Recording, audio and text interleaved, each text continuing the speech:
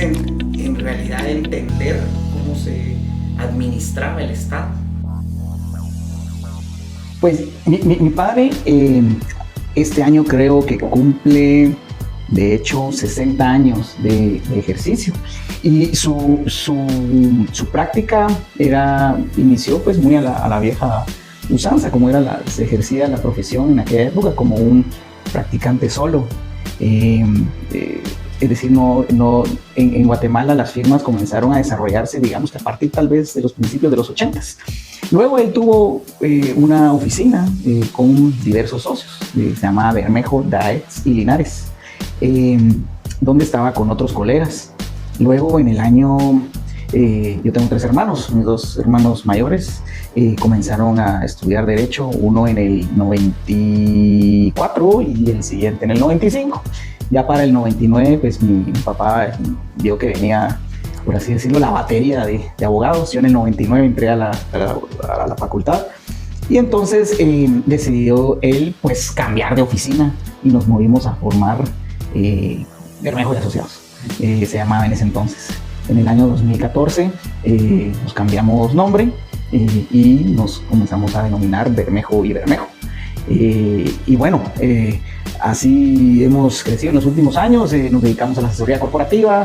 En lo particular, yo me encargo y administro el área de propiedad intelectual y litigio y arbitraje. Litigio lo veo con mi padre, que tiene una mente de litigante brillante, y nos apoyamos en esa área. Y tenemos un área de departamento corporativo bastante gracias a Dios, con bastante clientela, y tenemos un área en el que tenemos mucha experiencia y expertise, que es el área de derecho inmobiliario, y así se ha dado la práctica. Voy a ser sincero, yo estaba bastante desapegado de la política podría decir hasta el año 2015. Donde pues hay que decir que los sucesos que reveló la CICIG pues le hicieron abrir los ojos a muchísimas personas de cómo se ejercía realmente el poder y las estructuras de corrupción que habían en el país, y me comencé a querer enterar más. Me gustó la política, siempre me había gustado la política estadounidense. Desde los 15 años yo miraba ávidamente la política estadounidense, pero no la guatemalteca. Y entonces comencé a enterarme más de los asuntos políticos. En el año 2019 tuve la oportunidad, una invitación para hacer la quijotada de intentar llegar al Congreso por un partido recién formado, llamado Unidos, que fue cancelado en el 2019 porque no tuvimos ninguna diputación ni obviamente éxito en las presidenciales, pero pude involucrarme en hacer campaña en la ciudad, porque estaba en el listado metropolitano. Y me comenzó a interesar muchísimo más la política como una forma en la que se podía cambiar el país. Con los años, posteriormente, quise en realidad entender cómo se administraba el Estado, porque una cosa es entender la política, pero otra cosa es entender cómo funciona el Estado y cómo se pueden efectivamente crear políticas públicas. Y me entró la curiosidad de estudiar una maestría en gestión pública, la cual obtuve en la Escuela de Gobierno. Y entonces ahí tuve profesores muy buenos que incluso se estudiaba mucho derecho constitucional. En la práctica, como litigante, pues he planteado pues, una gran cantidad de diversidad de tipos de amparos, inconstitucionalidades en caso concreto. He planteado inconstitucionalidades en caso general, que ha sentado jurisprudencia en la materia de arbitraje comercial. Pero comencé a entender la estructuración orgánica y el funcionamiento del Estado presupuestario y financiero. Y bueno, me ayudó a entender cómo funciona el Estado, cómo debería funcionar, entender qué funciona en otros estados. Y bueno, así me dio cada vez más interés por lo público. No obstante que no podía descuidar la práctica privada. Y la verdad es que he visto con suma preocupación la forma en que la Corte de Constitucionalidad y las Cortes están funcionando más como entes políticos que como entes de justicia.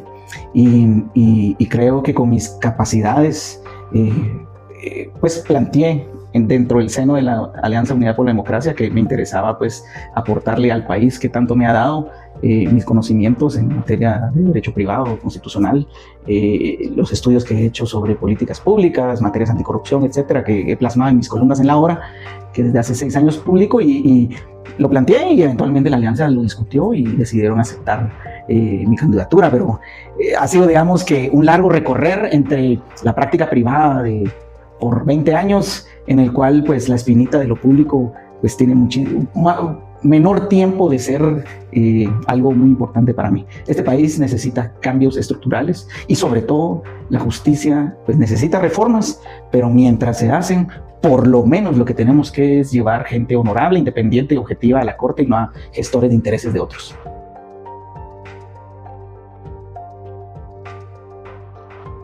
De primero, pues uno asegura la independencia, para poder hacerlo, porque el sector público pues es demandante e implica pues a dejar ciertas renuncias que en lo privado pues no se tienen que hacer.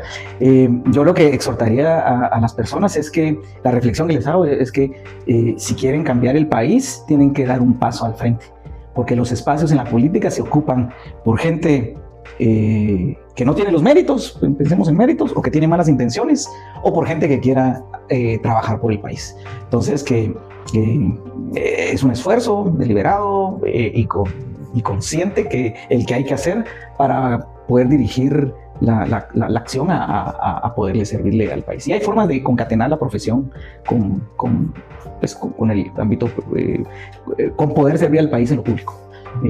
Servir en lo público no necesariamente implica pues ejercer una magistratura, un alto cargo en el Ejecutivo. Se puede hacer, y lo hacen muchísimas personas a través de los servicios de asesoría en el Estado, sea 029, 018. Es decir, hay muchísimas formas de servirle al país adecuadamente. Y la verdad es que también ocurre que se estigmatiza al colega que a veces trabaja en el Estado, y al revés. El Estado necesita gente capaz, con conocimientos técnicos y profundos de maestría en diversas áreas, dependiendo del órgano. En el registro de la propiedad intelectual se necesitan expertos en derecho de propiedad intelectual, en el derecho mercantil, mercantilistas. Es decir, el Estado necesita de profesionales que tengan el interés público y el bien común que quieran promover el bien común en el Estado.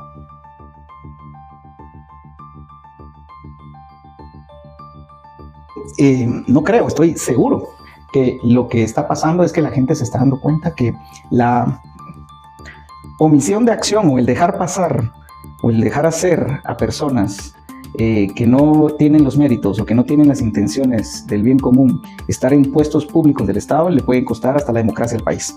Yo creo que el 2023 fue iluminador para muchísima gente de cómo personas que no tienen, cuando el poder está ocupado por personas sin escrúpulos y sin una brújula moral, embebidos del poder, pueden traerse al traste la democracia. Entonces, esas imágenes que todos tuvimos por diversos meses de lo que fue la embestida del Ministerio Público contra la democracia del país, yo creo que dejó marcado a muchas personas. Pero luego, además, creo que los esfuerzos que distintos grupos gremiales hacían por separado, ahora se han unificado en una alianza orgánica que se ha alimentado del hartazgo de la gente en el interior del país y en la ciudad, que los hacía o no participar o inclusive había anomia o apatía en el gremio. Si participaban, pero se sabían que no podían obtener buenos resultados, que no tenían los números. La unión ha generado la fuerza, y líderes gremiales que hay que señalar, hay varios. Uno puede ser Goyo Saavedra, podría ser Edgar Ortiz, han logrado aglutinar a diversas fuerzas, la universidad públicas con las privadas, los asesores y colegas en el servicio público, los defensores de derechos humanos, los colectivos indígenas. Se han logrado aglutinar con una gran masa de colegas que quizás antes no se podían involucrar o no querían involucrarse con los grupos tradicionales de corte clientelar, y ahora pues están saliendo a votar en masa. Y eso es principalmente el caudal electoral el cual ha capitalizado Unidad por la Democracia, porque ven que hay un movimiento idealista que quiere cambiar las cosas, y que hay otros bandos, porque son varios, que lo que quieren es servirse del gremio y de la adquisición del poder. Pues primero hay que sacar a los políticos de la judicatura. Lastimosamente, la Corte de Constitucionalidad se ha tornado en lugar de un árbitro de aplicación del derecho, resolviendo conflictos interorgánicos y conflictos constitucionales, se ha convertido en un jugador del juego político. Y eso es porque en vez de juristas, lo que está integrada por personas que, muy parecidos a los líderes políticos de partidos políticos, no quieren dejar la magistratura y giran sus intereses en torno no al bien común ni a la aplicación del derecho. Y entonces lo primero que hay que rescatar la Corte es llevar a gente, colegas que tengan conocimiento, pero más que conocimiento, integridad y valores y vocación democrática. Pues yo exhortaría a los colegas a que analicen nuestra propuesta con Astrid Lemus. Nosotros, nuestra carrera ha sido pública, verificable y sin tacha.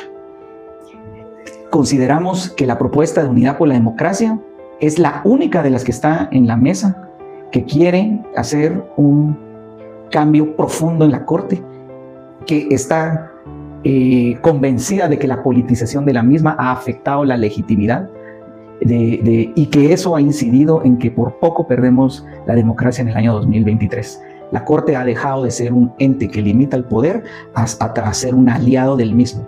Y con Astrid Lemus y mi persona consideramos que eso ya no puede ser, y por eso les pedimos el voto por Astrid como magistrada titular para la Corte y a su servidor como magistrado suplente.